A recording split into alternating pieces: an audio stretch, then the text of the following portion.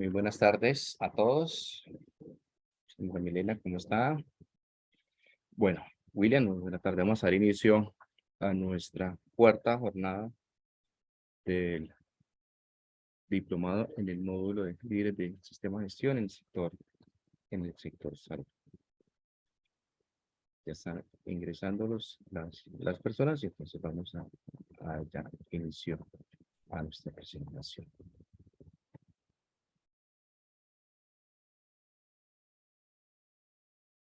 Bueno, entonces, hemos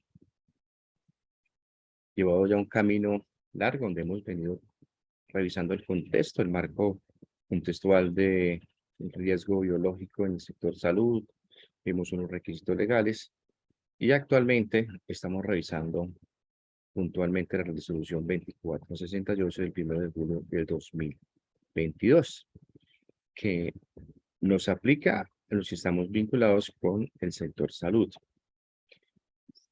También tiene otros sectores, pero el énfasis de esta presentación es los actores del sistema de salud, que estamos nosotros vinculados en estos momentos. El día de hoy vamos a terminar las funciones de las ARLs, específicamente lo que nos aplicaría a nosotros. Hay otras actividades que tienen y obligaciones que tienen las ARLs, pero por tiempo y por pertinencia no las voy a profundizar. Vamos a revisar la matriz de peligros muy general con relación a la matriz de peligros de riesgo biológico que sugiere el Ministerio del Trabajo en la resolución 2468. Y después de la matriz ya empezamos a hablar de la guía que plantea el Ministerio para los actores del sistema de salud en materia de seguridad y salud en el trabajo. Vamos a ver las responsabilidades, los roles, los programas que ellos plantean y el trabajo arduo que tenemos, que es básicamente articular el sistema de gestión que estamos adelantando en estos momentos con la 2468, lo que hemos venido hablando. O sea, los elementos que están establecidos como matriz de peligros, como los programas de bioseguridad, el sistema de alianza biológica, pues deben ser parte de nuestro sistema de gestión. También, desde las obligaciones que tenemos en la guía técnica del sector salud, pues hablan del ciclo PHBA y que está muy de la mano con nuestro sistema de gestión. Como lo dije ayer, la diferencia del sistema de gestión con el programa de salud ocupacional que se manejaba hace aproximadamente 20 años, pues los programas o los subprogramas, como la medicina preventiva, higiene, seguridad industrial, no tenían esa comunicación. Actualmente sí, dentro del sistema de gestión, porque es un proceso sistemático, lógico y por etapas, y tiene una interrelación. ¿Listos? Vamos a ver un video de Positiva Compañía de Seguro, de los videos que teníamos pendientes de hace unos días. Un momentito, por favor, para que ustedes puedan revisar. Estos recursos también hacen parte del material que les voy a entregar a través de la Universidad Autónoma de Colombia. Seguros S.A. vela de manera constante en la construcción de soluciones fáciles y sencillas para el cuidado de la vida de la población colombiana. Por eso, te brindamos las siguientes recomendaciones y tips en la ocupación en servicios de urgencias. Los servicios de urgencias atienden gran cantidad de pacientes y son considerados áreas críticas o de alto riesgo. Existe un incremento en el contacto con sangre y líquidos de precaución universal, derivado de la atención del paciente, que obliga al personal a estar permanentemente preparado y con los EPP disponibles para respetar y cumplir las normas de bioseguridad en todo momento. Es necesario entonces que permanezcan en el servicio todos los EPP según la matriz de elementos de la IPS en cantidad suficiente y con instructivos de uso para el personal. Recomendaciones generales. Los equipos de ventilación, ambú, cánulas, tubos endotraqueales y en general el material deben estar siempre disponibles en el servicio en cantidad y stock. Recuerda que el material cortopunzante contaminado con sangre o secreciones de precaución debe descartarse en recipientes de pared rígida, evitando superar las 3/4 partes de su capacidad y demarcados con fecha y nombre del servicio. Todos los procedimientos que realices al paciente deben hacerse de acuerdo con lo descrito en las normas de precaución universal, teniendo en cuenta que todo paciente es considerado potencialmente infectado. Recomendaciones específicas. Para realizar labores en el servicio de urgencias, debes tener en cuenta lo siguiente. Realiza el lavado después de la atención con cada paciente, antes y después de entrar al baño, antes de la pausa saludable, antes y después de consumir alimentos y en caso de tenerlas visiblemente sucias, hazlo nuevamente. Recuerda que no deben pasar más de 2 horas sin lavarlas y ten en cuenta el instructivo descrito por OMS y los 5 momentos del lavado. Las conductas bioseguras incluyen durante la jornada laboral normas básicas como mantener el cabello recogido, retirar anillos, pulseras y reloj de las manos, collares del cuello, mantener uñas cortas y sin maquillaje, entre otras. Durante la atención del paciente, debes usar los elementos de protección personal según la matriz de EPP de la institución de salud donde laboras y desechar en los recipientes disponibles según el PGIRS de la IPS. Realiza limpieza y desinfección de gafas o careta entre paciente y paciente con solución clorada o con las sustancias químicas descritas en la resolución 1155 de 2020. En el servicio de urgencias puedes estar en contacto directo con pacientes en procedimientos que no generan aerosoles. Para estas actividades se sugiere el uso de mascarilla quirúrgica, visor, careta o gafas, bata manga larga antifluido, guantes no estériles, vestido quirúrgico debajo de la bata, el cual te retiras al final del turno, y gorro. Cuando sospeches contacto directo en procedimientos que generan aerosoles, debes utilizar respirador N95 de alta eficiencia, visor, careta o gafas, bata manga larga antifluido, guantes no estériles, vestido quirúrgico debajo de la bata para que retires al final del turno y gorro. La aplicación de medicamentos es una actividad que se realiza con frecuencia en el servicio. Al momento de extraer el medicamento, toma el recipiente con la mano no dominante, haciendo agarre a 2 dedos y apoyando el tercer dedo por detrás del recipiente. Garantiza que tu dedo pulgar se mantenga en neutro, al igual que tu muñeca, para limitar lesiones por trauma acumulativo. Cuando vayas a empujar el émbolo de la jeringa, hazlo con el pulpejo del dedo pulgar, manteniendo la articulación interfalángica en neutro. No olvides revisar que el medicamento, la dosis, el paciente y la vía de administración sean las correctas. Asimismo, verifica la fecha de vencimiento antes de aplicar el medicamento. Derivados de la atención, pueden presentarse riesgos como el público asociado a agresiones físicas y o verbales por parte de los usuarios. En estos casos, asegúrate cada vez que interactúen con un usuario, esté el vigilante presente o cerca. Garantiza comunicación asertiva frente al usuario, dando instrucciones claras y precisas. Si algún usuario intenta agredirte física o verbalmente, retírate del lugar y si eres víctima de agresión, reporta tu caso a SST. Otros riesgos asociados al manejo de carga física están presentes por posturas forzadas de miembros superiores y columna vertebral. Ten en cuenta las pausas saludables durante la jornada laboral según el turno asignado. Pausas pasivas para los miembros que se encuentren en movimiento y pausas activas para aquellos segmentos corporales que se encuentren fijos. Asegúrate de mantener la espalda erguida, contracción abdominal, flexión de rodillas y base de sustentación amplia. Para evitar caídas a nivel, garantiza el orden y aseo en el lugar de trabajo, permanece atento a las condiciones del entorno y camina de forma pausada observando las condiciones del piso.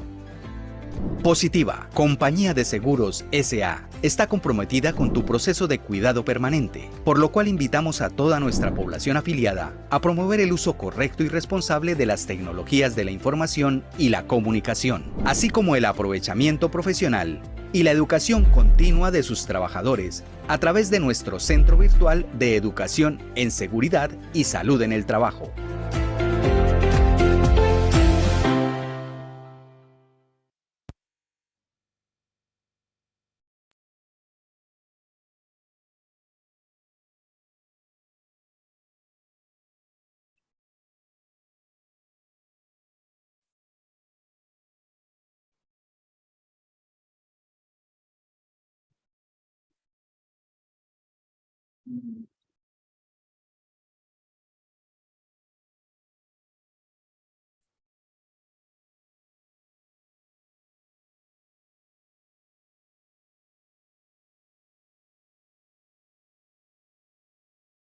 vamos a iniciar. Creo que tenemos una pequeña dificultad con la calidad del video, pero ya se mejoró. Y lo podemos ver. Listo. Entonces, voy a compartir.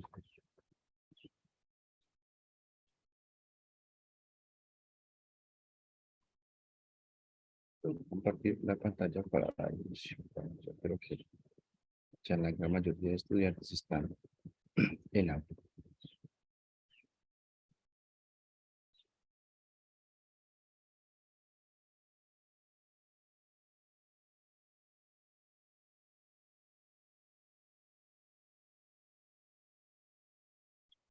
Listo, Robinson, muchas gracias. Estos videos, igual que todos los que tenemos dentro del kit del sector salud, es para ustedes. Entonces, hay una listica, son 18 videos que tenemos ya para ustedes y lo puedan replicar, lo puedan trabajar en sus IPS. Son videos que buscamos que todas las medidas que están ahí establecidas, medidas muy básicas, muy sencillas, las podamos replicar. Listo.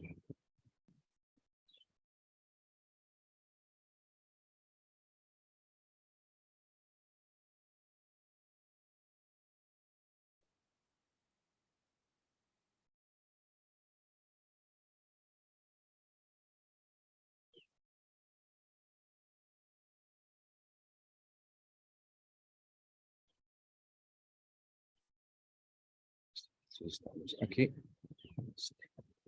Bueno, entonces, seguimos. Bueno, este es el método que sugiere el Ministerio del Trabajo. Ayer hemos quedado en identificación de peligros o la metodología que sugiere el Ministerio del Trabajo para la evaluación que tiene que ver con los peligros biológicos, perdón. Este es un método que proporciona, este texto que está aquí es tomado directamente del documento, se llama método Biogaval 2018. Como lo dije en anteriores ocasiones, hay uno en el 2013, hay que tener pues, la precaución cuando lo vayamos a trabajar. Sin embargo, este va a estar en el material de ustedes para que en el kit que vamos a entregar para que ustedes lo puedan revisar. Este es un método que proporciona a los prevencionistas, ¿sí? A todos los que estamos en el área de la seguridad y salud en el trabajo, de una forma fácil, práctica, evaluar el peligro, perdón, el riesgo biológico, que nos permita también priorizar las medidas preventivas y de control y, pues, básicamente es específico al peligro biológico, diferente a la GTC 45 versión GTC 45 2012 versión 2, que contiene todos los elementos y todos los peligros y las clasificaciones. Este es un poco más específico. Este está diseñado para enfermedades transmisibles, como la que vamos a ver en estos momentos, y pues nos proporciona estas acciones. Entonces, el método contiene los siguientes elementos, ¿sí? Estos 6 elementos, o 6 numerales, 6 que se convierten en 11 con el 2, 3, 1, 2, 3, 2, ¿sí? Que se convierten en 11. ¿Se acuerdan las columnas de la GTC 45? Rutinaria, no rutinaria, peligro, riesgo, valoración del riesgo, grado de peligrosidad, repercusión del riesgo, requisito legal, medidas preventivas, medidas de prevención y control. Bueno, estas son las mismas. El 2.1 dice determinación de los puestos a evaluar, identificación del riesgo implicado, cuantificación, pues ahí revisa clasificación, vía de transmisión, probabilidad de contacto, vacunación, frecuencia de realización de las tareas de riesgo, medidas higiénicas adoptadas, cálculo del riesgo y la interpretación. Pues básicamente los elementos que están establecidos para este método. ¿Listos? Bueno, entonces ahora nos vamos a a revisar qué es el método, cómo se lleva a cabo. Entonces, como lo de nosotros es valorar riesgos, ¿sí? Nosotros donde estamos en cada escenario que nosotros permanecemos es valorando el riesgo. Es, mire, este riesgo es alto, este es en medio, bajo, tolerable, no tolerable, dependiendo de la clasificación. Entonces, el riesgo, ellos le suman 1, 2, 3, 4 elementos, ¿sí? De lo que estábamos hablando. Y restan 2. ¿Cuáles restarían? Que tiene que ver con la vacunación y la frecuencia de la realización de las tareas o de las medidas higiénicas que se llevan a cabo. ¿Sí? Ahora vamos a ver cada uno. Para ellos el nivel de riesgo es la sumatoria de nivel de riesgo, grupo en el que está encuadrado el agente biológico, vacunación, vías de transmisión y la probabilidad de contacto. Aquí le restamos vacunación y lo que son las medidas higiénicas. Por eso, este método se habla con lo que ustedes realicen cuando ustedes realizan inspección de equipos de protección personal, uso, estado, cambio, recambio de los EPPs. Si lo hacemos, claro que nos va a restar al riesgo. Pues si no lo hacemos, pues va a ser un poco complejo y es todo lo contrario, ¿sí? Que es lo que nosotros tenemos, ¿vale?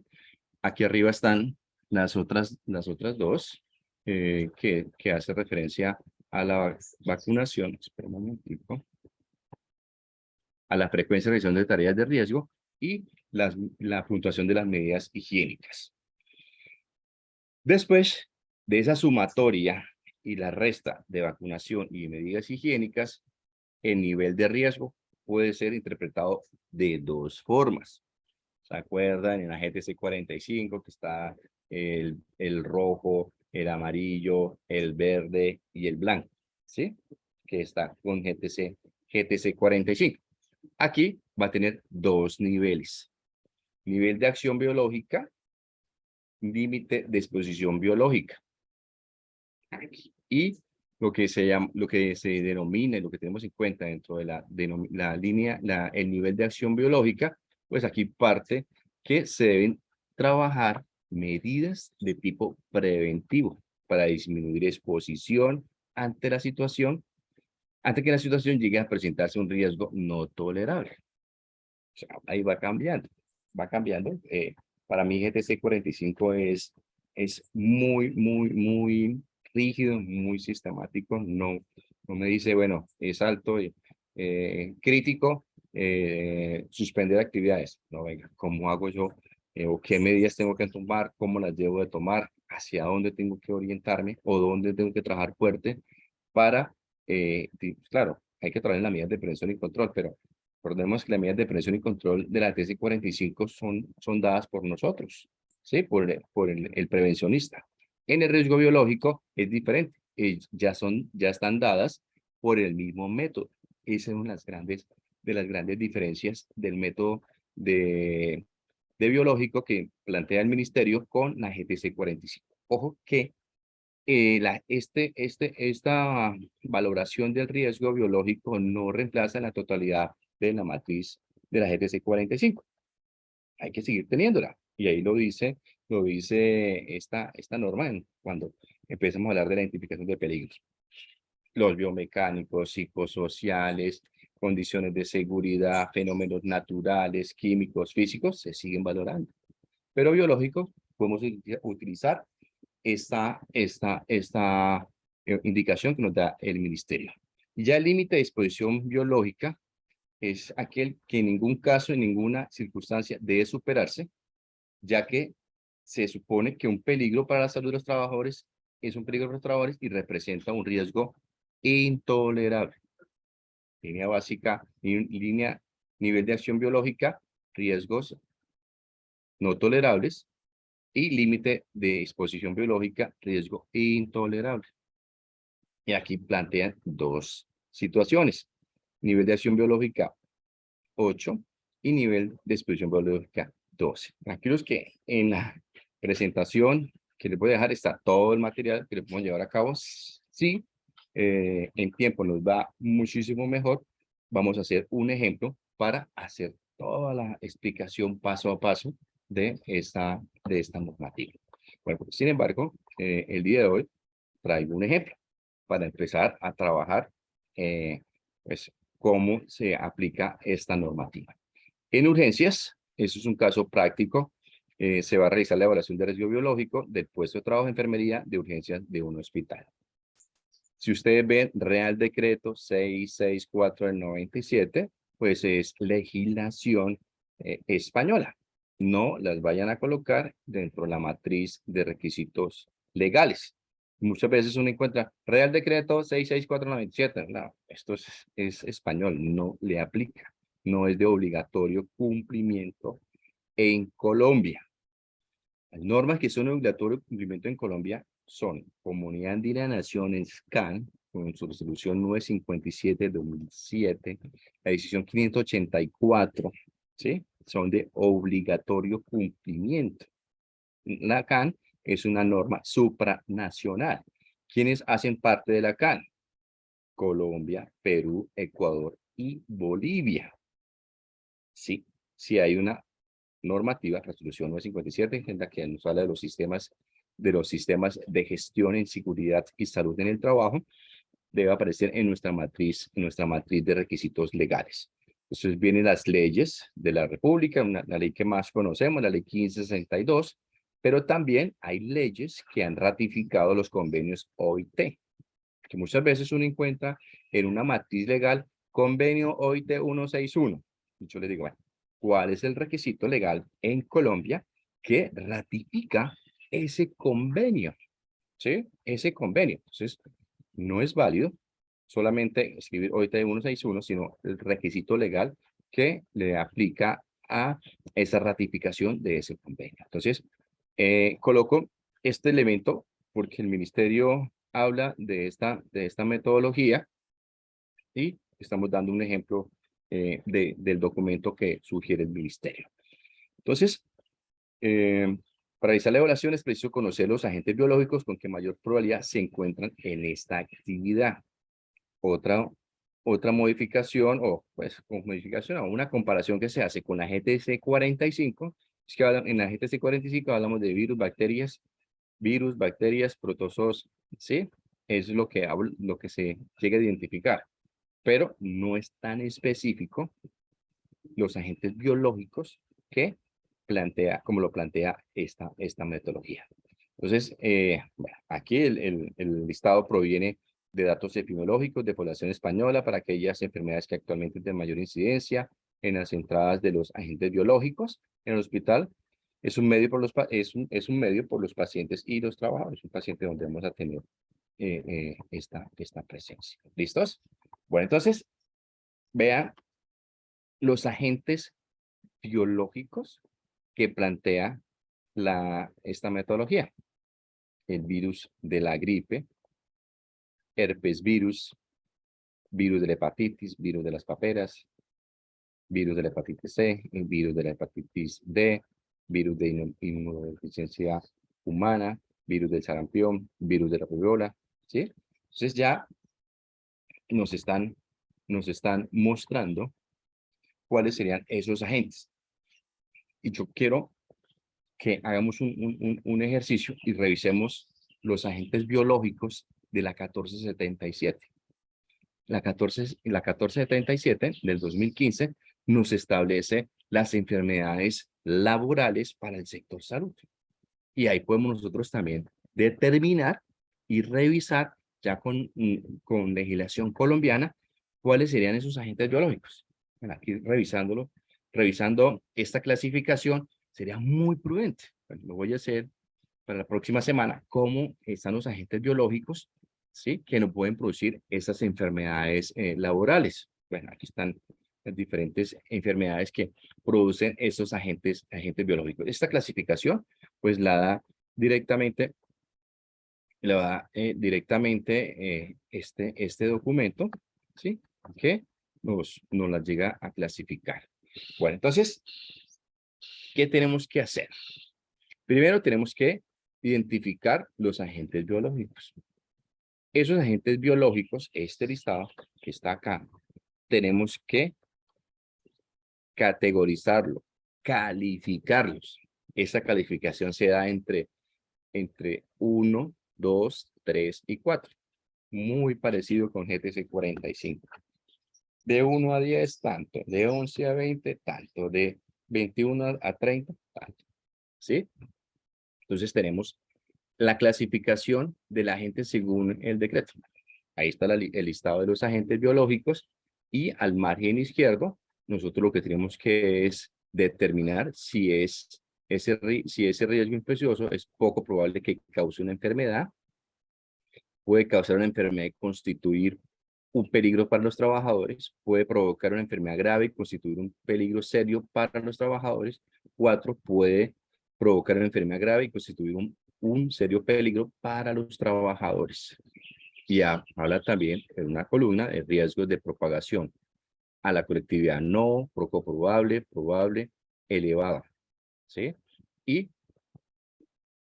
también si hay una profilaxis o tratamiento eficaz. Y ahí nos va a permitir a nosotros determinar, por ejemplo, el virus de la gripe le dan una agente de riesgo 2. Entonces, lo que hacemos nosotros es identificarlo y clasificarlo. ¿Listos? Esto para la clasificación del agente biológico. Ahora viene las vías de transmisión, que viene siendo la segunda parte que tenemos que identificar. Hay vías de transmisión indirecta, directa y aérea. A los mismos agentes, tenemos que identificar esa vía de transmisión. Si es directa, indirecta, directa, indirecta, aérea, aérea, directa. Y aquí vamos sumando. La directa y la indirecta me da 2, más la aérea, más 2 serían 4. ¿Sí? Como por ejemplo, el herpevirus. Dice, el herpevirus, vía de transmisión directa, indirecta y aérea. La puntuación es 4. Pero es un ejercicio bastante interesante en nuestra práctica profesional de poder identificar esas vías de transmisión que tenemos dentro de nuestros escenarios por agentes biológicos. ¿Sí? ¿Cómo está? ¿Cómo lo podemos ir llevando? ¿Listos? Entonces ya tenemos el grupo, la clasificación de la gente, ahora las vías de transmisión. Todo eso lo vamos haciendo en una columna. Ahora viene la la probabilidad de contacto, A, B y C. Van a encontrar en el documento que la probabilidad de contacto se puede valorar de 2 formas. La primera aplica para escenarios organizacionales que no hacen parte del sector salud. ¿Sí? Es muy importante que lo podamos revisar porque muchas veces utilizan el A de la probabilidad de contacto y es el B de la probabilidad de contacto. Porque la indicación que les doy es no hace parte. Entonces, ¿cómo se valora la probabilidad del contacto? Por la tasa de incidencia. ¿Qué significa eso? Que debemos de tener al día nuestros indicadores del sistema de gestión al día de la tasa de incidencia bueno, yo creo que vamos a iniciar primero en identificar, en poder desglosar un poco más nuestros indicadores del sistema de gestión por agente biológico, porque creo yo que la gran mayoría, como yo, los tenemos general, ¿sí? No lo tenemos tan específico. Pues miramos los 33 indicadores que tiene el sistema de gestión, pero los tenemos general. Entonces tenemos que hacer una tarea de esas tasas de incidencia por agente biológico, como lo plantea en estos momentos el método. Entonces la tasa de incidencia es casos nuevos en el periodo considerado sobre población expuesta por 100.000.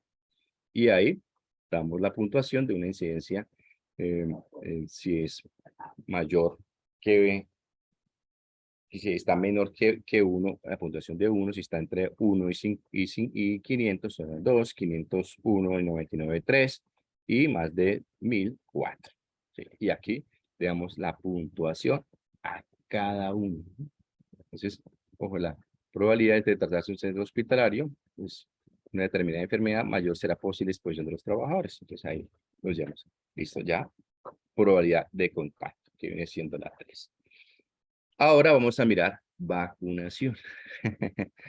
Entonces, la vacunación es muy importante que nosotros tengamos los registros de nuestros trabajadores del sector salud, cuántos están vacunados, pero ya en porcentajes, ¿sí? Por agente biológico.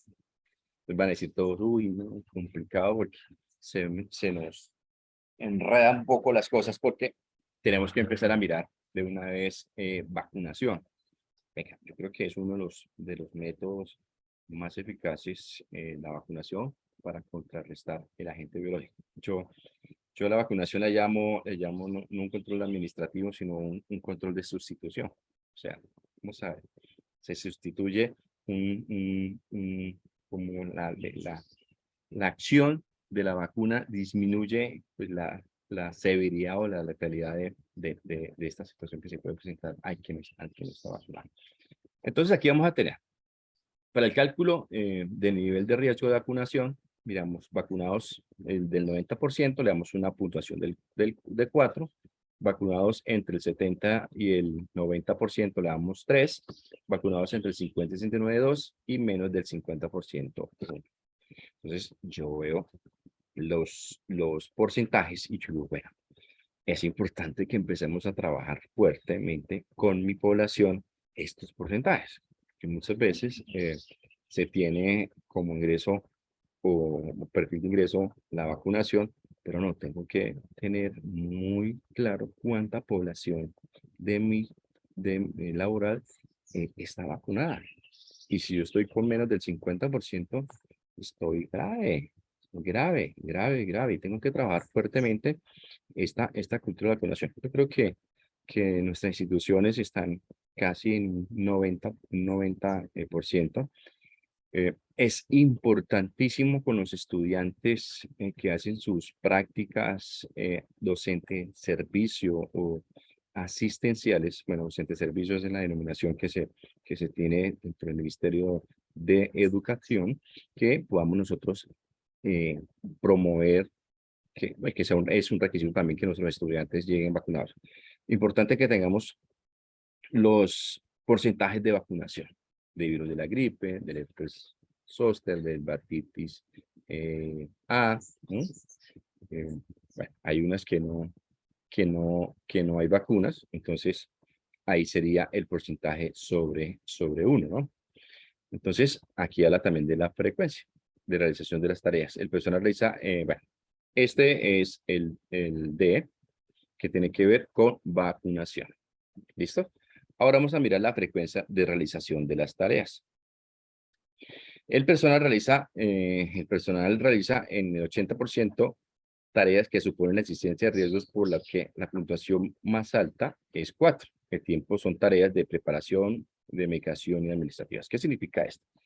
Que tenemos que ir revisando el porcentaje de la realización de las tareas al frente de los riesgos. Entonces, acuerden que decían que la persona del 100% en el riesgo está con riesgo biológico o frecuentemente, muy parecido, lo están planteando ellos aquí. Sí, hay un cuadro que también lo tiene establecido. Entonces, si la persona realiza más del 80%, ya le está dando el 4% en puntuación. Y a partir de ahí empezamos nosotros a puntuar 3, 2, 1.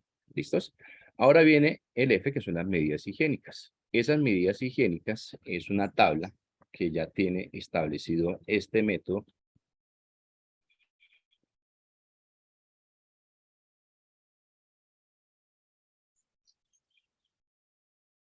Bueno, después vamos a hablar de vacunas. ¿Listos? Bueno, entonces, les decía a ustedes, en días anteriores las medidas que establece el Ministerio de la Resolución 2468. Si hacemos una revisión así a priori, o sea, muchos elementos que el Ministerio estableció de esta resolución están establecidos, están tomados en este método de evaluación de riesgo biológico, ¿sí? Porque nos decía anteriormente que haga inspección de elementos de protección personal, que haga inspección de uso, de cambio y recambio. Pues aquí, estas son las medidas higiénicas. Estas son las medidas higiénicas. Recuerda que nosotros tenemos son las medidas de prevención y control y nos corresponde a nosotros como especialistas revisar si la hacen o no la hacen. Sí, bueno, desarrollar, plantearla, a ver si ellos la hacen o no la hacen. Aquí ya nos dice, mira, tienen que hacer ustedes seguimiento, tienen que hacer inspección, ¿sí? A estas medidas higiénicas. ¿Dispone de ropa de trabajo? Sí o no. ¿Usa de ropa de trabajo? Sí o no. ¿Dispone de EPIs? ¿Recuerda que yo les decía EPIs, elementos de protección individual? No, estos son EPPs. Se limpian los EPIs, se dispone un lugar para almacenar los elementos de protección personal, se dispone de un lugar se controla el correcto funcionamiento de elementos de protección personal, después viene limpieza de ropa, se dispone de doble taquilla, dispone de aseos, duchas, ¿sí? Se prohíbe fumar, se prohíbe comer, suelos y paredes fácilmente limpias. Bueno, aquí hay muchos elementos de la resolución 2400. Se aplican procedimientos de desinfección, se aplican procedimientos, ventilación general con renovación de aire, que es de los elementos que hablábamos el día martes, como la organización tiene en estos momentos una ventilación general con renovación de aire. Yo sugeriría que hacer medición de la ventilación general, ¿sí? Que nos va a permitir cómo están los niveles de CO2 dentro de la organización. Hay mantenimiento del sistema de ventilación. Se dispone de un local, de hecho digo de un lugar para atender los primeros auxilios, existe señal de riesgo biológico. Sería importante que nosotros lo aplicáramos antes o sea, para conocer cómo estamos de estas medidas, y es extenso. Hay procedimientos de trabajo que minimicen o eviten la propagación de los agentes biológicos en el lugar de trabajo. Hay procedimientos de gestión de residuos, hay procedimientos para el transporte interno de muestras, hay procedimientos para el transporte externo de muestras. Bueno, se realiza vigilancia epidemiológica, me le pongo el apellido, previa a la exposición de riesgo de los agentes biológicos, se realiza periódicamente vigilancia de la salud, hay un registro y control de mujeres embarazadas, se dispone de dispositivos de bioseguridad, se utilizan dispositivos adecuados y bueno, se suman. Con esos resultados, el porcentaje de respuestas afirmativas es el del 94%, por lo que la puntuación es una reducción del 2. Hay una tablita de clasificación de estas medidas que no la puse. Entonces aquí hago un llamado, bueno, si vamos a utilizar esta metodología, hay unos previos, ¿no? Que tenemos que llevar a cabo, que tenemos que realizar con respecto a los indicadores y con respecto a estas medidas y documentar muchas cosas que no tenemos, porque si no nos va a dar muy bajito. Considero que sería un proceso como de alistamiento para ir revisando algunos elementos, o algunos elementos están, pero no lo hemos consolidado, no los tenemos actualizado, no están en estos momentos en el radar. O sea, cuando digo en el radar es que lo tenemos por ahí, pero no los continuamos realizando. Entonces es muy importante poderlos llevar a cabo para que cuando empecemos a tener los resultados, aquí están, ¿se acuerdan? Con agente biológico. Esta es la clasificación y el riesgo está el virus de la gripe en 9, el del virus de la hepatitis en 7, el virus de paperas es uno de los más bajitos, está en 3, ¿sí? Y los altos están, bueno, el virus de la gripe son los que están bastante altos. Entonces, aquí ya empezamos con el actuar sobre la frecuencia. Entonces, aquí nos orienta a que tengamos que hacer una disminución de la frecuencia de exposición en tiempo, para que pueda ser, si no la llevamos a cabo, no puede ser efectiva los valores permitidos. Entonces aquí hay una fórmula, no lo permite, no lo lleva a cabo y lo podemos llevar. Aquí ya tenemos que actuar sobre las medidas higiénicas. Aquí tenemos que incrementar el porcentaje de medidas adoptadas. Quiere decir eso, que las medidas del 94, pues tenemos que empezar a incrementar. Por ejemplo, del listado que tenemos nosotros, si nos dio en un 50%, si nos dio un 60%, pues tenemos que llegar a un 95% de incremento de cumplimiento de las medidas higiénicas para que pueda ser efectivo nuestra acción para combatir esos agentes de mayor riesgo para la acción biológica que nosotros estamos llevando a cabo. ¿Listos? Bueno, la otra semana, dependiendo del tiempo, hacemos un ejercicio con el formato, o se lo llevan ustedes, hacemos el ejercicio con un formato que quiero ya presentarles a ustedes para poder llevar a cabo esta matriz. Cuando uno hace matrices, aprende es haciendo, ¿sí? Haciendo el ejercicio y que nos va a permitir a nosotros la adherencia del conocimiento. Bueno, ya para las administradoras de derechos laborales, una de las actividades que se llevan a cabo es para implementar esas empresas afiliadas, son varios programas. Entre ellos tenemos los programas de limpieza y desinfección a nivel de superficies. Entonces, una de las asesorías que ustedes van a tener por parte de la ARL es el diseño y asesoría y consultoría, asistencia técnica en el control medioambiental, en lo que son los procedimientos rutinarios de mantenimiento, limpieza y desinfección de todas las áreas del entorno laboral. Acuérdense que el término entorno laboral apunta al objetivo que estableció la OIT en el año 2022, que nos permita la limpieza, la higiene en las empresas y que son muy importantes para los ámbitos laborales. El ministerio dice que esos ámbitos o ambientes limpios exigen a los trabajadores y contratistas y previenen la integridad de los trabajadores y básicamente nos apoyan directamente el sistema de gestión de seguridad y salud en el trabajo. Entonces, ¿qué nos dice? Un debe. Es importante establecer un programa o protocolo para limpieza y desinfección según corresponde a la actividad económica. Pues la RL en estos momentos está pues ya ajustando todos sus mecanismos, todos sus procesos de enseñanza-aprendizaje, de asesoría y consultoría para entregarles a ustedes un protocolo o programa de limpieza y desinfección. Lo vamos a hacer por diferentes actividades económicas de las IPS y ustedes ya lo van a estandarizar, lo van a contextualizar y que se permita asegurar esa adherencia, ese conocimiento por parte de los profesionales. Entonces deben analizar resultados, sugerir acciones. Esos protocolos deben ser evaluados y ajustados de acuerdo con la filosofía establecida en el sistema de gestión. ¿Sí? Aquí ya esta resolución 2468 con el sistema de gestión se vuelven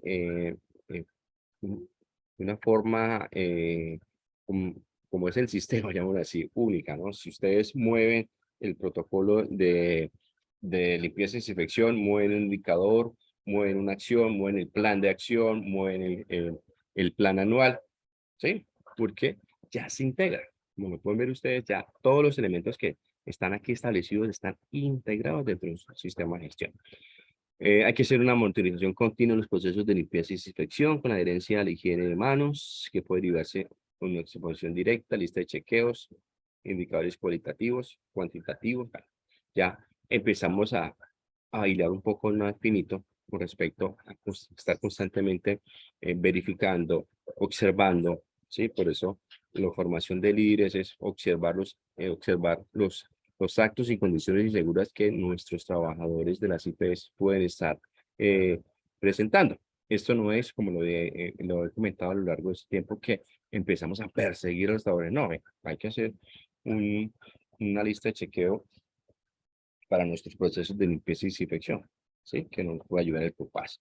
Bueno, otro elemento que hace la administradora de riesgos laborales es la gestión de residuos sólidos, gestión de residuos peligrosos biológicos. Todo en el marco del sistema de gestión de seguridad y salud en el trabajo. O sea, aquí nosotros como ARL vamos a ser un asesor de las empresas afiliadas en el programa de gestión de residuos peligrosos o biológicos, con acciones puntuales que les permitan a ustedes realizar la identificación de los peligros laborales presentes en la gestión de los residuos, registrarlos en la matriz de peligros, informar y capacitar a los trabajadores y contratistas en los peligros laborales que se pueden presentar en la gestión interna de residuos. Bueno, también hacer un seguimiento a ustedes como empresas. Nosotros somos en estos momentos una vigilancia que el ministerio, a la luz de la ley 1562, le ha entregado a la administradora de riesgos laborales. El seguimiento a las empresas sobre el riesgo biológico. El proceso de auditoría deberá abarcar, entre los otros, cumplimiento de la política de seguridad y salud en el trabajo. Resultados indicadores de estructura, proceso y resultado de los 33 indicadores que tiene el sistema de gestión. La participación de todos los trabajadores y o contratistas. Aquí lo podemos estar revisando dentro del Comité Paritario de Seguridad y Salud en el Trabajo. Esa denominación participación de los trabajadores y contratistas, participación, pues se da de la mano de lo que dice OIT con los elementos de participación o los estamentos de participación que tienen los sistemas de gestión. En Colombia, estos elementos estos ejes de participación hacen parte del Comité Paritario de Seguridad y Salud en el Trabajo. El desarrollo de la responsabilidad y la obligación de rendir cuentas, el mecanismo de comunicación contenidos en el sistema de gestión, el ciclo PHBA del sistema de gestión, el procedimiento de gestión del cambio, las consideraciones, bueno, con las nuevas adquisiciones que están muy de la mano con el sistema de gestión del cambio, con gestión del cambio, el alcance y aplicación del sistema de gestión, supervisión y emisión de resultados, y todo lo que tiene que ver con investigación, la mejora continua y los procesos de revisión de la alta dirección. ¿Listos? Pues entonces, ya llevamos 3 guías. El ministerio plantea 4 guías en la resolución 2468. La primera guía son las guías para las instituciones y organizaciones que no hacen parte del sector salud, que son para las empresas.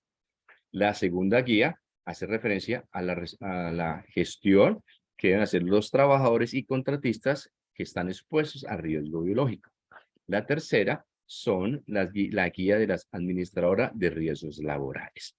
Y la cuarta guía, que hace referencia a la prevención de la exposición a riesgo biológico en ambientes de trabajo en las entidades promotoras de salud, las EPS, y de las instituciones prestadoras de salud, IPS. ¿Sí? Con esto ya estamos presentando las 4 guías que tiene la resolución 2468. ¿Qué nos corresponde a nosotros como IPS? Pues cumplir la guía 2 y la guía 4. Es la que nos corresponde a nosotros tener muy en cuenta. Entonces, la primera parte habla de gestión del riesgo biológico en entidades promotoras de salud y las IPS, que ahí estamos nosotros. Entonces, a la luz de la ley 1562, se debe cumplir con el sistema de gestión de seguridad y salud en el trabajo. Y ahí hace una descripción, cómo lo define, basado en la ley 1562, ¿sí? Que habla del sistema de gestión, y también el decreto 1072 del 2015 y la resolución 0312. Entonces habla de que el sistema de gestión es un proceso lógico por etapa basado en la manera continua, que hemos venido hablando de la política y lo que es el ciclo PHBA. ¿Vale? Entonces, el ADN de estas guías es la articulación que se debe tener el sistema de gestión y las guías que nosotros estamos en estos momentos por implementar. Entonces, la gestión del riesgo biológico, ¿sí? Estamos hablando de gestión del riesgo biológico, se define como un proceso mediante el cual se establece el contexto estratégico. Cuando hablamos de contexto estratégico, es muy parecido como la evaluación que establece el método de riesgo biológico que sugiere el ministerio. A revisar en qué áreas se va a llevar a cabo, cómo es los elementos que vamos a tener en cuenta, en que se va a realizar la gestión. Se identifican peligros, se evalúan riesgos y se comunica. Se realiza su control, monitoreo y se vigila la salud de los trabajadores. Eso es gestión del riesgo. Bueno, si miramos la gestión de riesgo ahora orientado a riesgo biológico. Un contexto, ¿sí? Si vemos, hay una norma técnica que nos habla de la gestión de riesgo. ¿Sí? Hay elementos aquí que el ministerio tomó. Hay unos elementos aquí que el ministerio tomó porque habla de un contexto, después de una identificación de un peligro. Recuerden que hay un cuadrito, perdón, cuadro no, son unos rectángulos. El contexto del estratégico, se identifican peligros, se evalúan peligros y a nivel de la mano, margen derecho, dice se comunican los peligros y después en el margen izquierdo se controlan, se monitorean y se vigilan la salud de los trabajadores. ¿Sí? Aquí acordándome, creo que la 52-54 que habla de gestión del riesgo. Entonces, soportados en una gestión eficaz de oportunidades y control de los efectos adversos, garantizando la seguridad y previniendo los impactos nocivos del ambiente. Quiere decir que tenemos que buscar un enfoque de gestión del riesgo para nuestras intervenciones constantemente. Contexto, identificación, valorar, comunicar, control, seguimiento y vigilancia de la salud de los trabajadores. Bueno, entonces, esta gestión del riesgo, estamos dentro de un marco sistémico que nos permite un mejoramiento continuo y que se aplican las etapas de planeación, ejecución, verificación y ajuste, planear, hacer, verificar y actuar, que tienen los elementos del ciclo PHVA-DENI. Entonces, en el 1.1, ¿qué tenemos que hacer? Planear todas las medidas que deben estar alineadas al plan estratégico de gestión de riesgo de las EPS y de las IPS. Se deben definir roles y responsabilidades en el sistema de gestión del riesgo biológico. Ya haremos y dónde podemos mirar esas roles y responsabilidades. La gran mayoría están en la guía 2. ¿Se acuerdan? Donde decíamos que los trabajadores que tienen que hacer, que el reporte oportuno de las situaciones de riesgo, de los casos. Esto lo debemos de colocar. O sea, no podemos quedarnos con las que establece la ley 1562, procurar, comunicar, asistir a las capacitaciones. No, hay que empezar a incluir en todas estas roles y responsabilidades, ¿no?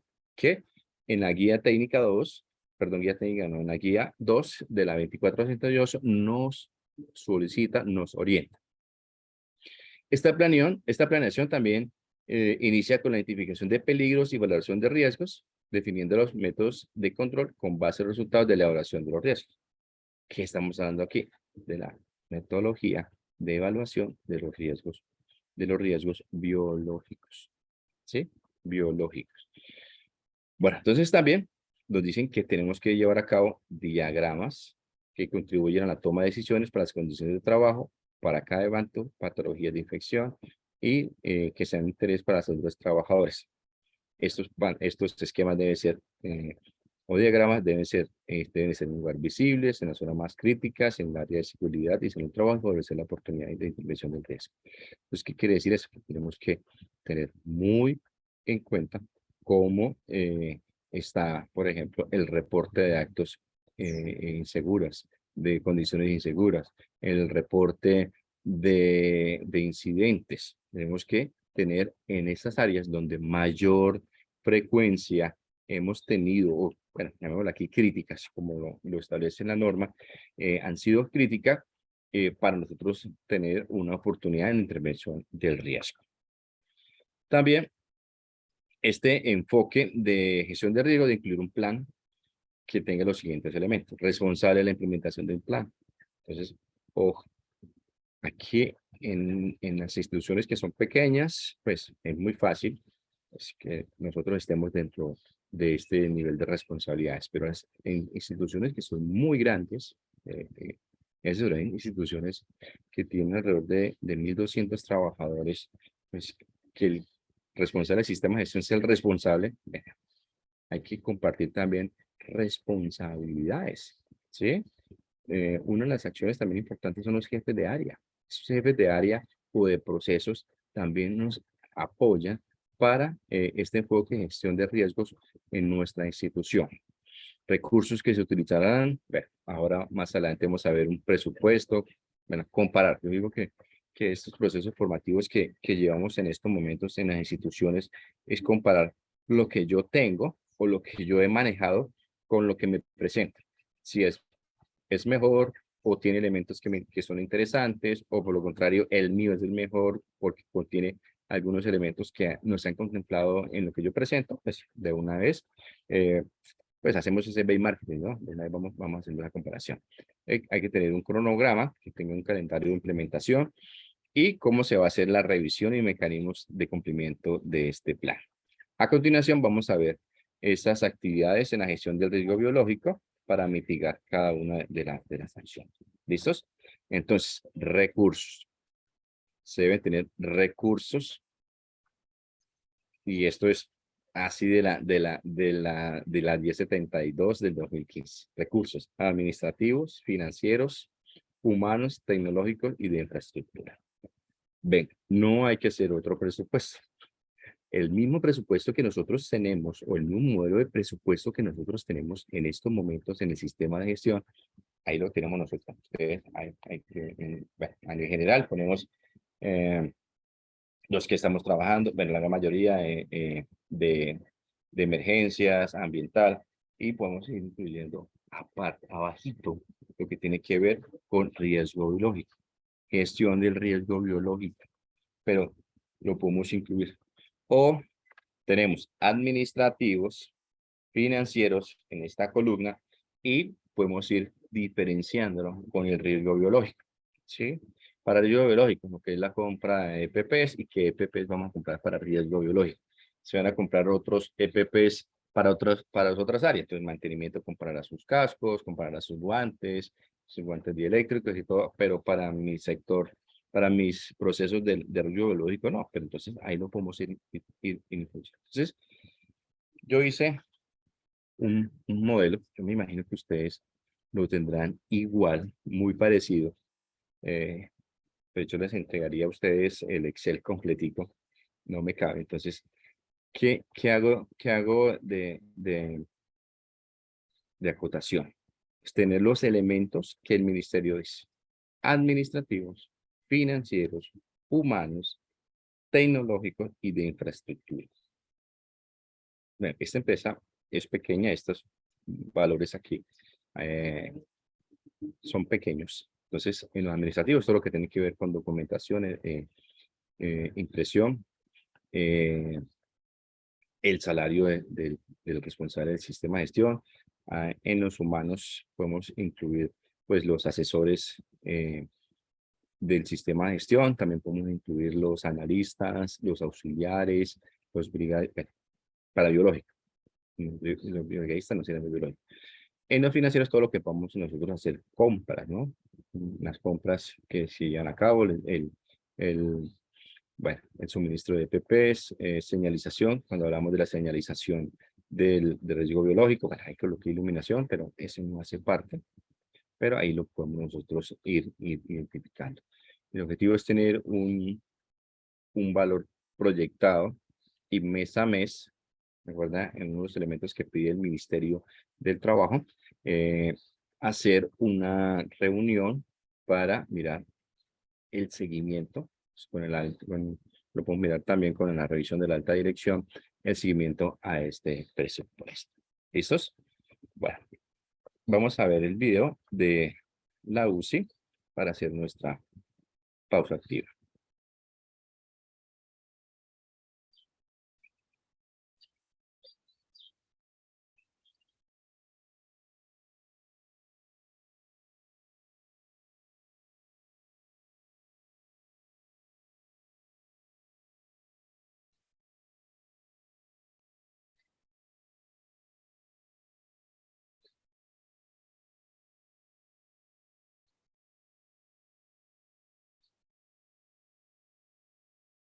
Positiva. Seguros S.A. vela de manera constante en la construcción de soluciones educativas, ágiles y sencillas para el cuidado de la vida de la población colombiana.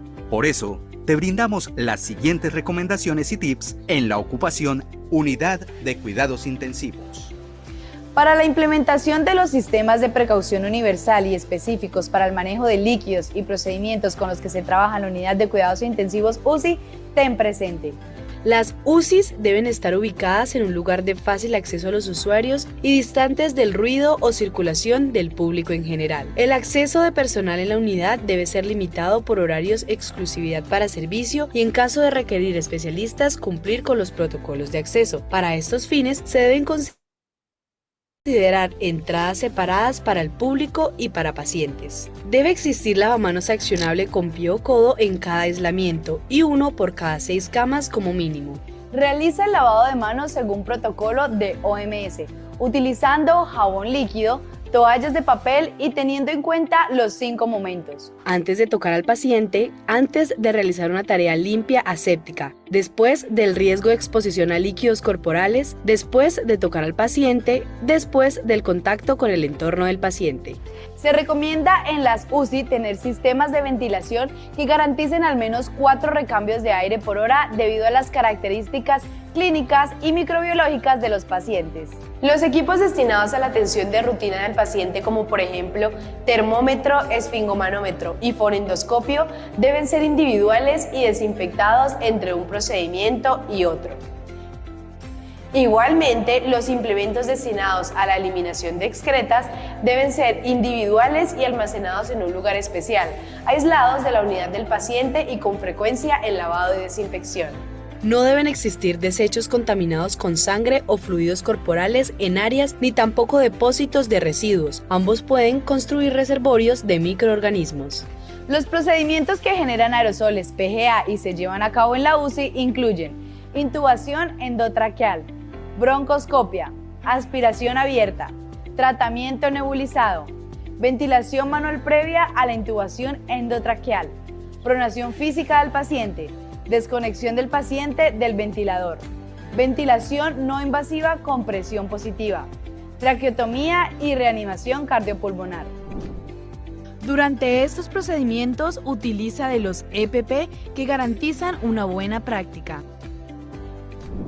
Gorro desechable, una unidad por persona durante la atención del paciente. Careta, bajo disponibilidad y en sospecha de PGA. Gafas, un par por persona durante la atención del paciente. Respirador de alta eficiencia, una unidad por persona durante la atención del paciente. Bata manga larga antifluido, una unidad durante la atención del paciente con resorte en el puño. Guantes quirúrgicos o convencionales para el uso durante la atención al paciente y se realiza el recambio a demanda durante el turno. Pantalón desechable para uso durante la atención del paciente. Polainas para el uso durante la atención. Los elementos necesarios para la segregación adecuada de residuos en las UCIs incluyen bolsa roja de alta densidad de 1.6 milésimas de pulgada. Debe estar marcada con marcador indeleble donde se indique sitio generador y la palabra residuos biológicos. Sustancias para inactivar. Hipoclorito de sodio a 5000 ppm o cloro orgánico a 2500 ppm o alguna solución descrita en la resolución 1155 de 2020, teniendo en cuenta los tiempos de exposición requeridos para la reducción de microorganismos. Otros riesgos asociados al contenido de la tarea pueden presentarse como la carga física por sobreesfuerzo al momento de atender al paciente con movilidad reducida. Solicita ayuda de un compañero de trabajo o utiliza ayuda mecánica si es posible. Siempre realiza agarre firme del paciente con las 2 manos. Amplía tu base de sustentación, apoyo de los pies sobre el piso, abriendo tus piernas a nivel de los hombros. Mantén contracción abdominal y tu espalda erguida. Adicionalmente, física fuera del trabajo. Garantiza una alimentación balanceada. Conserva una hidratación permanente durante la jornada laboral. Realiza ejercicios de relajación a través de la respiración y haz tus pausas saludables.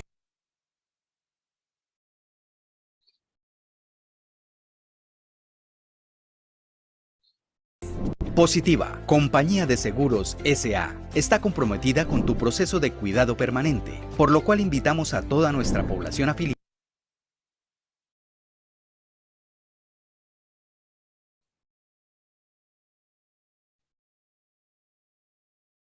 Bueno, entonces, seguimos con la presentación. Ya después de ver estos recursos, vale, que son para ustedes lo que hemos diseñado. ¿Listos? Bueno, entonces, seguimos. Que de la segunda parte hay que designar responsabilidades. Es importante asignar roles para la gestión de riesgo biológico. Tales roles van acorde a los equipos o comités que tenemos dentro de la institución y deben estar ligados al sistema de gestión de residuos del trabajo. La gestión de riesgo biológico no implica tener mayor personal, sino optimizar el personal que en este momento nosotros tenemos. Entonces, si tenemos, pues está la alta dirección, el comité de vigilancia epidemiológica, que en algunas instituciones le llaman COVE, el comité de inspecciones, el comité de calidad, el comité ambiental, el responsable del sistema de gestión, servicios de apoyo, compras y los comités, básicamente el comité paritario de seguridad y salud en el trabajo. Pues a ellos también se les asignan estas responsabilidades dentro de la gestión del riesgo biológico. Bueno, ya como tercera parte, tenemos que hacer la planeación de actividades de formación y formación sobre el riesgo biológico. Entonces, todo el personal debe tener responsabilidades frente a la exposición de los agentes biológicos, personal administrativo, médicos, médicos especialistas, enfermeras, personal de aseo, personal de seguridad, servicios generales, personal de cafetería, cocina, personal de mantenimiento, bueno, ¿cuál me hace falta? Entre otros, ¿sí? Ahí está todo el personal. Se deben asignar estas responsabilidades. ¿Dónde las vamos a tomar nosotros? De la guía 2. No nos olvidemos de la guía 2. Están cada una de estas responsabilidades y nosotros lo podemos llevar acá. Listo. Como cuarto elemento de la gestión de riesgo, recuerden la identificación, la valoración de riesgo, la comunicación, la cuarta es la comunicación. Esa comunicación, igual como nos dice el sistema de gestión en el decreto 1072, que debemos elaborar un plan de comunicación del riesgo. Ojo, no es hacer un plan para el riesgo biológico, sino el mismo plan que nosotros tenemos, incluir los elementos de la gestión del riesgo biológico, ¿sí? ¿Cómo van a ser los informes anuales, los boletines, las actas de reunión, cómo se van a compartir la información, cómo se va a divulgar, a difuminar cada una de las acciones que nosotros planteamos para la gestión del riesgo biológico? Entonces, ese plan debe tener una meta, un propósito. Yo me imagino que así lo tenemos dentro de nuestra institución. ¿A quién se va a consultar? ¿Cómo ocurrirá el proceso? ¿Cómo se evaluará? ¿Sí? En algunas instituciones que son muy grandes y tenemos comunicador social, pues lo que hacemos es con el área de comunicaciones trabajar este plan de comunicación, ¿sí? Que nos va a permitir a nosotros en el área de prevención, de seguridad y salud en el trabajo de la organización, pues minimizar un poco la carga de trabajo. Entonces nos reunimos con comunicación y revisamos cómo está ese plan. Aquí hay un ejemplo de esta matriz de comunicaciones que comunica son los elementos que tenemos dentro del sistema de gestión de seguridad del trabajo y del sistema de gestión de riesgo biológico. Si esa comunicación es interna y externa, ¿quién comunica? Si la gerencia general, los líderes de proceso, comunicaciones, ¿a quién comunica? A trabajadores, a partes interesadas, a proveedores externos, estamos hablando de compras. ¿Cuándo comunica? Estamos mirando la frecuencia de esta comunicación. ¿Y cómo comunica? Sí, ahí son los medios. Si va a ser en la inducción y reinducción, en reuniones de divulgación, circulares, plegables, carteleras, página web, correo electrónicos, carteleras, bueno, todos los informes de gestión, cómo lo llevamos nosotros a cabo. Entonces, el objetivo es comparar mi plan de comunicaciones. Esto es muy sencillo, una tabla de peligros y riesgos, resultados de la gestión de riesgo biológico, para que ustedes puedan comunicar, ¿sí? Ahí lo llevamos a cabo. ¿Listos? Bueno, conservación de documentos. Esta conservación de documentos también, aquí está dentro del decreto 1072 del 2015. Se debe hacer una conservación de la documentación. Pues ahí tenemos que guardar línea como lo establece el decreto 1072. Entonces se debe asegurar que los registros y los documentos se conserven protegidos de una forma adecuada para facilitar la identificación y control documental. Aquí nos hacen un énfasis también a la resolución 2446 del 2007. Esta es la resolución de historias clínicas ocupacionales. ¿Cómo va a ser la custodia de la historia clínica ocupacional? Pues aquí nos están solicitando muy igual como el decreto 1072 en su título 4, capítulo 6, artículo 2, 2, 4, 6, 13, conservación de documentos. Entonces aquí, ¿qué le incluimos? Bueno, lo negro de abajo no lo tiene la 2468, sino lo incluyó de acuerdo al decreto 1072 y elementos que hablan sobre la Ley General de Archivo, que está relacionado con el Acuerdo 48 del 2000, el Acuerdo 49 del 2000, el Acuerdo 50 del 2000 y la Ley 594 del año 2000, que habla de la Ley General de Archivos para Colombia. Para ello, les voy a presentar un modelo que pues, diseñé para conservación de documentos, que también lo vamos a ver la próxima semana, pero hace parte del material que les voy a entregar a ustedes. Este documento, bueno, este documento de conservación de este procedimiento de conservación está en Word para que ustedes lo puedan modificar. Tiene su objetivo, establece las directrices que orientan la conservación de los registros y documentos que soportan el sistema de gestión de seguros del trabajo. Tiene un alcance, es lo que yo tomé, las definiciones, que es un archivo, que es una carpeta, que es un código, que es una conservación de documentos, que es un archivo, depósito de archivo, que es un folio, bueno, elementos que están dentro de la legislación colombiana de archivo. Los looks, que establece cómo debe ser los looks que deben estar en esos cuartos, en esos recintos, en esos lugares donde se va a hacer la conservación de los documentos. Y bueno, aquí tomo yo el marco legal y establezco las condiciones generales para conservación y protección de los archivos. Y aquí, ¿qué vamos a guardar? A conservar, perdón, es la palabra. Los resultados de los perfiles epidemiológicos de salud de los trabajadores, así como los conceptos de los exámenes de ingreso, periódico y de retiro de los trabajadores. Resultados de las mediciones, registros de las actividades de capacitación, formación, entrenamiento en seguridad y salud en el trabajo, registro del suministro de entrega de elementos de protección personal y los documentos anexos que nosotros consideremos que deben de tener. Capacidad de almacenamiento, entonces la gerencia va a determinar las condiciones ambientales, cómo deben ser. La ventilación interna debe permitir que las condiciones ambientales y el depósito del espacio garanticen la conservación del documento. La disposición de las unidades de conservación del estándar deberán permitir una adecuada ventilación entre ellos.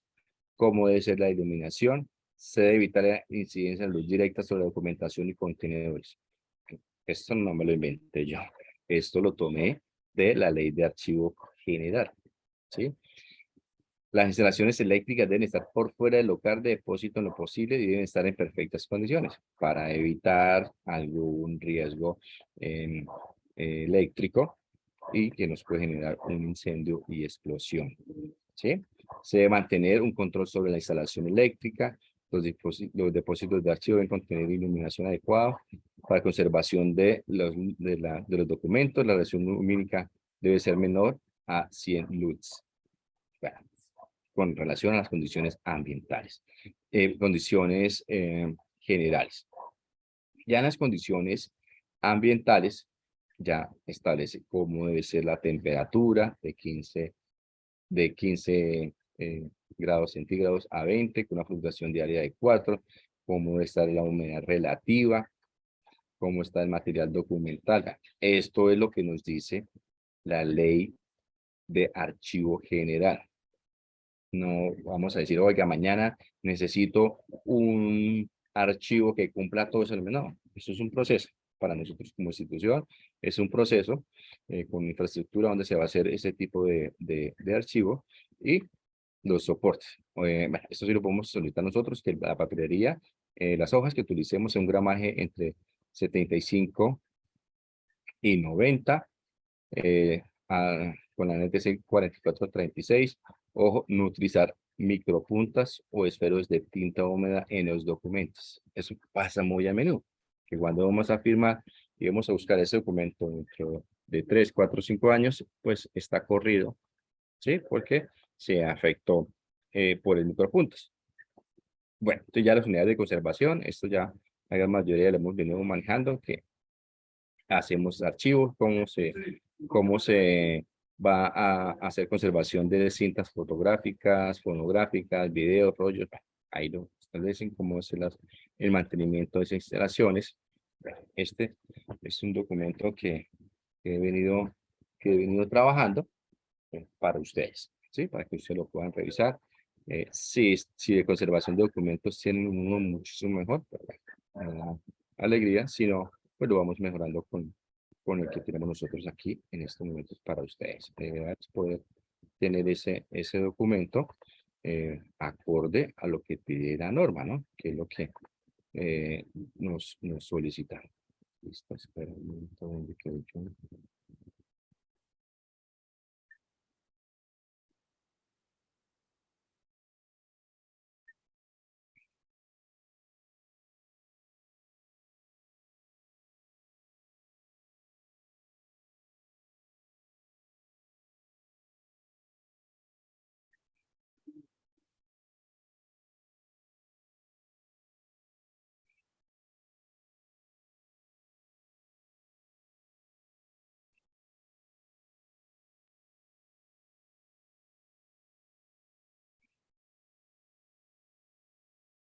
Entonces, hablamos del procedimiento de conservación de la documentación, muy parecido con el decreto 1072 del 2015 en su título 4, capítulo 6, como lo plantea. Bueno, listo. Ahora viene la planeación del control de los riesgos.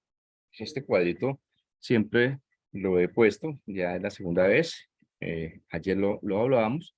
Entonces, se debe realizar la selección de los controles pertinentes de acuerdo a los seguimientos realizados y según los recursos que tenemos dentro de la institución, que sean coherentes, persistentes con la minimización, reducción e impacto del riesgo biológico para los trabajadores de la salud.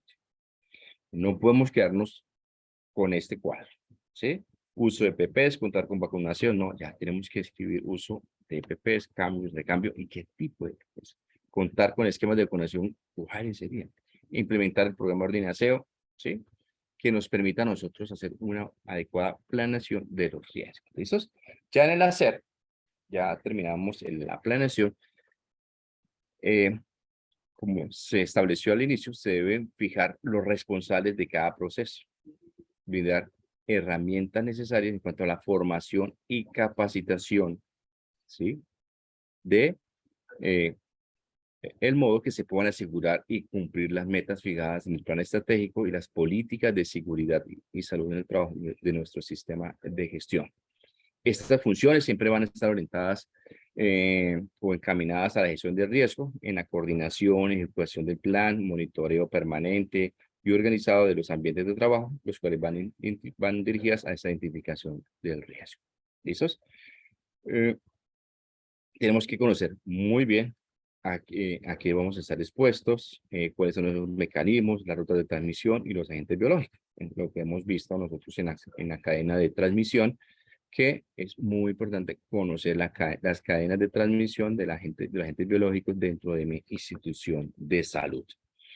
Ya en el verificar, el ciclo PHBA planean hacer y verificar está todo lo que es la mitigación de la exposición del riesgo biológico y o contratistas del sector salud deben ser monitoreados de una forma permanente.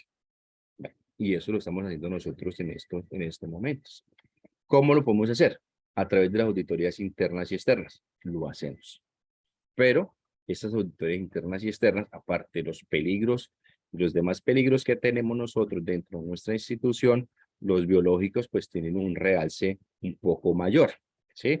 Que las responsabilidades que tienen nuestros trabajadores, de acuerdo a la guía 2, podamos nosotros evidenciarlas y monitorearlas.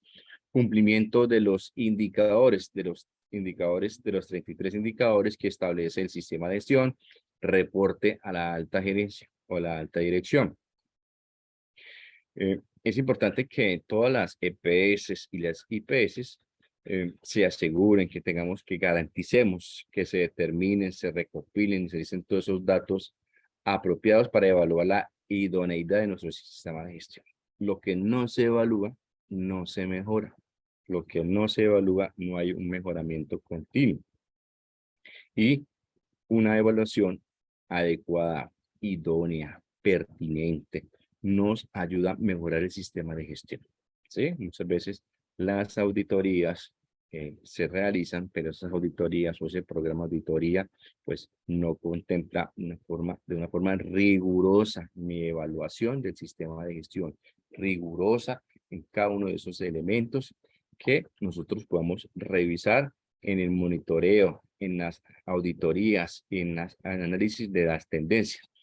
Aquí nos sugiere el ministerio, igual como el decreto 1072, al menos un año y con mayor frecuencia si están justificados los riesgos y el alcance de estas acciones que nosotros llevamos a cabo. Entonces, también debe aplicarse en la revisión de la administración o la revisión por alta dirección y se deben buscar siempre las acciones de mejora.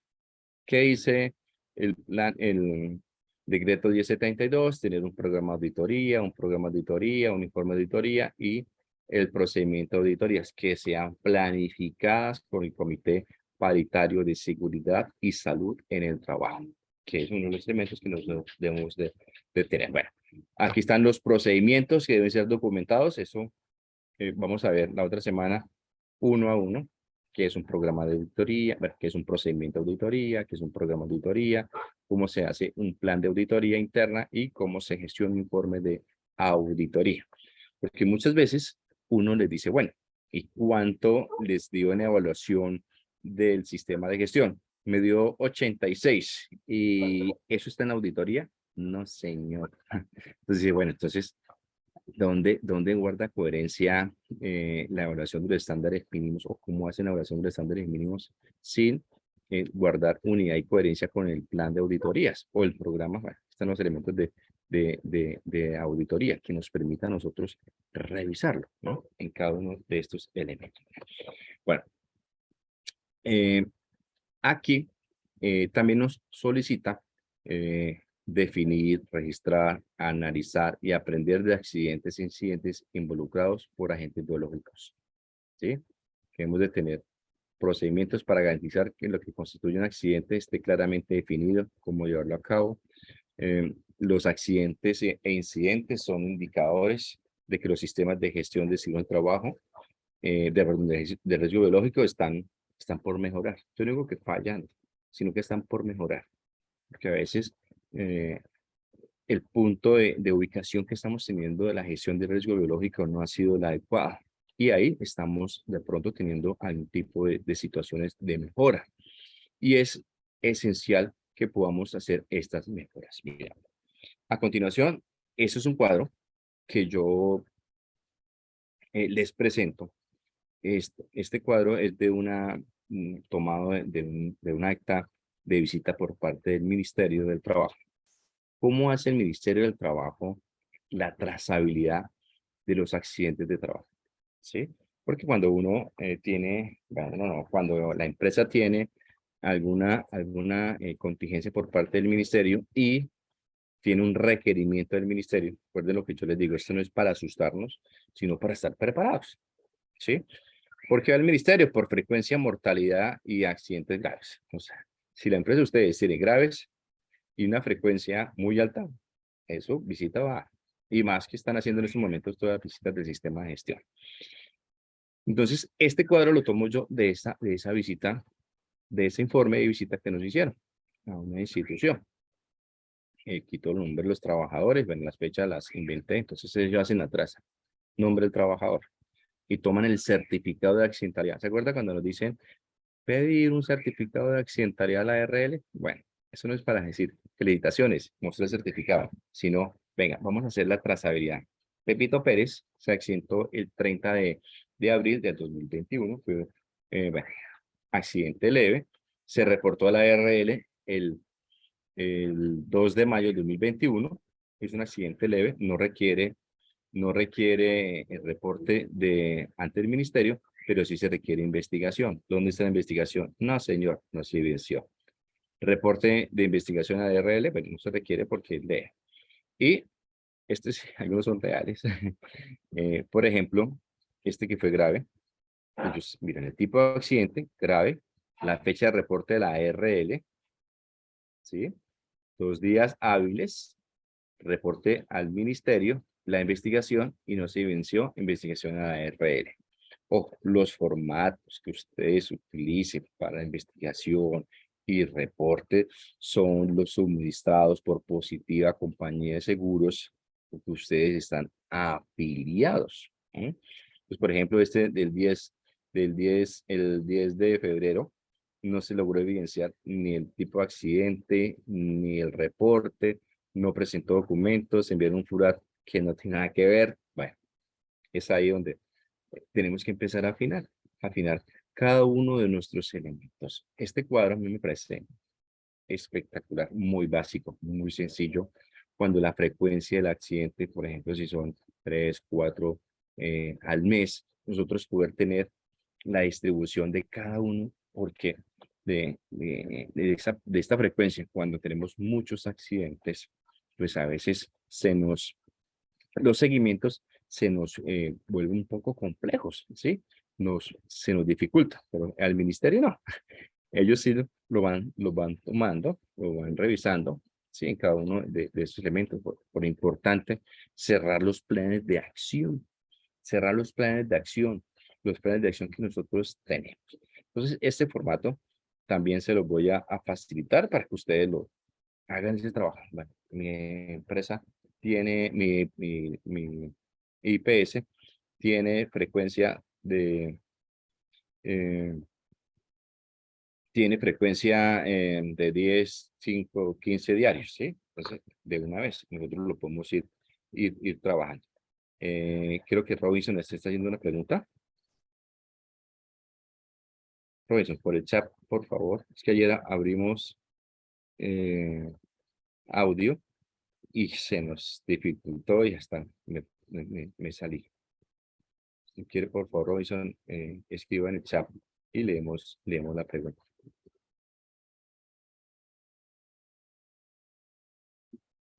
Esas preguntas de Jacqueline yo me las estoy llevando igual como la de prevención del accidente, del accidente de trabajo y también de investigación para trabajarlas la próxima semana.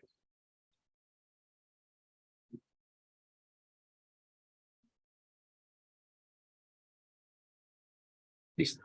Entonces, este formato, así, tuvimos 3 en el año, tuvimos 2 en el año, haga tipo accidente, reporte de la ARL, tengan la evidencia, reporte del Ministerio del Trabajo, la investigación, reporte de la investigación de la ARL y las observaciones que nosotros tenemos, ¿vale? Que es muy importante que nosotros podamos tener esa trazabilidad.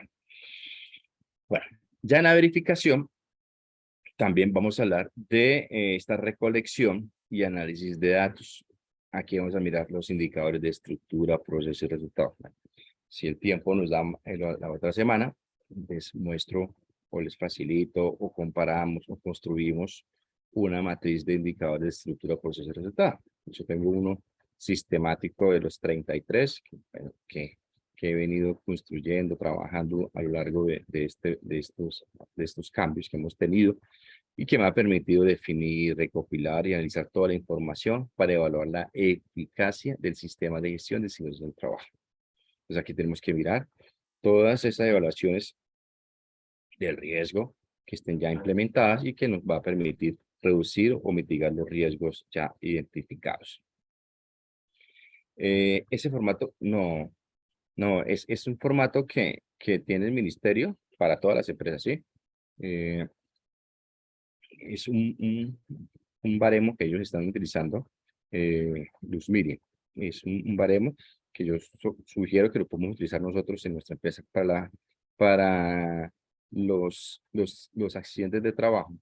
Lo que yo sugiero es, listo, tenemos un accidente de trabajo, muchas veces quedamos ya en la planeación cortos.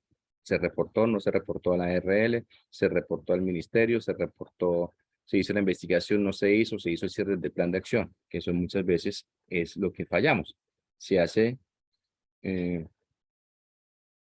hay fecha de caducidad de esos accidentes, o sea, que son para siempre mientras haya existencia. Bueno, todo lo que ustedes reporten a la RL, todo lo que ustedes reporten a la RL va a queda ya en el certificado de accidentalidad, ¿sí? Entonces un accidente no caduca, ¿sí? No, usted lo reportó y, no, yo lo reporté, pero no, el ministerio vino un año después. No, pero eso fue hace un año, no. El accidente está, o sea, el reporte está y hay que hacer toda la gestión de la gestión que yo les digo, ¿no? El reporte, la investigación.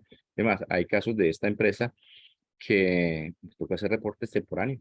Ya la sanción viene, pero no es responsabilidad por parte del área de seguridad del trabajo, sino que en ocasiones lo reportaron por otra área, no lo reportaron, se presentan algún tipo de situaciones, ¿vale? Entonces, en la reflexión es importante tener en cuenta los indicadores de estructura, proceso, resultado, que nos permitan definir y alcanzar toda esta información para la eficacia del sistema de gestión de seguridad y salud en el trabajo. ¿Listos? Bueno, entonces vamos a dejar hasta aquí. Vamos a hablar de la próxima semana. Mañana no tenemos clase. Mañana, viernes 3 de febrero, no tenemos sesión. La vamos a tener vamos a tener sesión el día lunes. ¿Listos? Hoy vamos a dejar hasta aquí. Nos hace falta bastante material porque ya he venido, traigo un formato unos ejemplos de todo el ciclo PHO de las auditorías, cómo se llevan a cabo. Entonces, la próxima semana vamos a retomar aquí, bueno, hablar de las acciones de mejoramiento, cómo tenerla en cuenta. Entonces, la otra semana continuamos aquí en auditorías y arrancamos la próxima semana, Dios mediante, con, ¿se acuerdan el formato del Ministerio del Trabajo? Entonces, vamos a mirar el formato y el ejemplo de la evidencia que nos va a permitir a nosotros ir mejorando. ¿Listos? Entonces, muchísimas gracias y nos vemos la próxima semana.